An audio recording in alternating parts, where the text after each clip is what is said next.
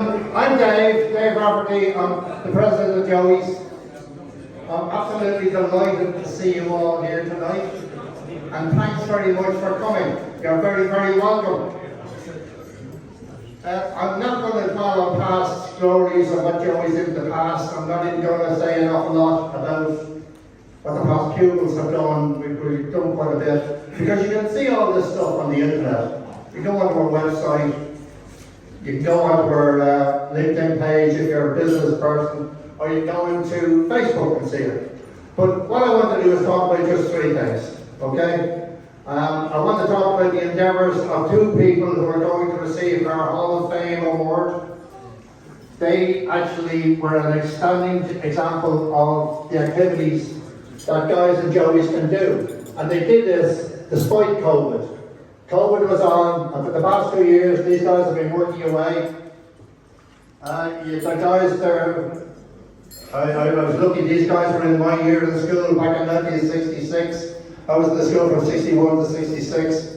So these guys were there then. One of them is Paddy Walsh from 1968. So a big hand for Paddy.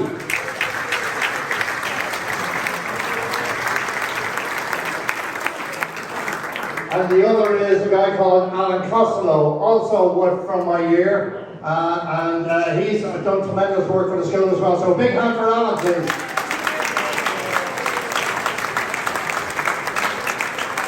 And these guys have been inducted. We're calling it inducted. We're gone posh now. They're not been awarded. They've been inducted.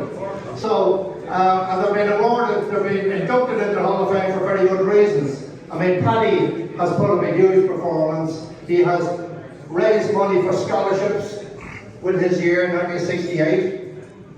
He put together groups on social media, raised money for scholarships, and two kinds of scholarships. He's got to talk about them himself, so I won't steal his thunder. We also had Alan, who did a huge amount of work for us on building renovations. The primary school and the secondary have a lot of those buildings. And now, as a result of Alan's work, these buildings, which weren't very much used for the school, that were on bicycle sheds and dumping grounds, have now been put back into productive use for the school. And it's absolutely fabulous to see these rooms being used. So, well done, Alan.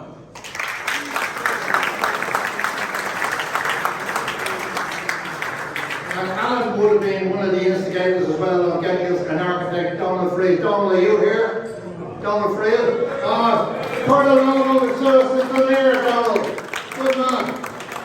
And Donald came down and he is an architect. He had a look around the building, and Alan, myself, and Brendan McGrath, and we got together and we made things happen down there. We got an architect. We raised the money for architects' fees.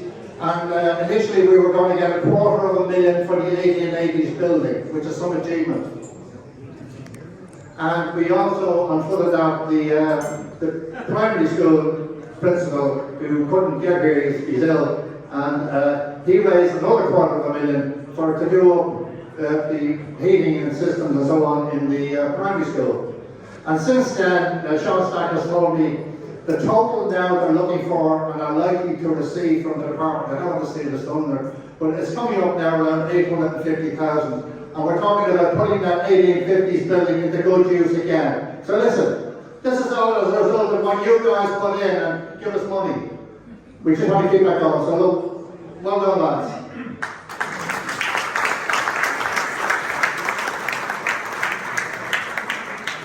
But the big thing I want to talk about is an issue that I see Dr. Ken Germain, from what year is it, Ken? 1983, we forget the years, So Ken came in and he helped us. He did some research in the school, and we wanted to find out how much the school was underfunded, and why was it underfunded, and what problems it was causing. And Kobe put forward a solution to our politicians and to the administrators who were responsible for the school, the patrons of the school, and also to the Joint Management Board, the politicians, all the powers that be. We want them to fund our school properly. We have a residue of a situation where, for historic reasons, for legacy reasons, Joey's is a voluntary school and it's a DESH or disadvantaged area school. So, what we're doing now is something that we never did in the 1960s. I was in the school from 61 until 66, and during that time, I didn't have to go out selling lines to keep the lights on in the school. But the kids today, for the last 15 years, have had to do just that. And we have seen this as a problem. It's emerged. We're beginning to talk about it.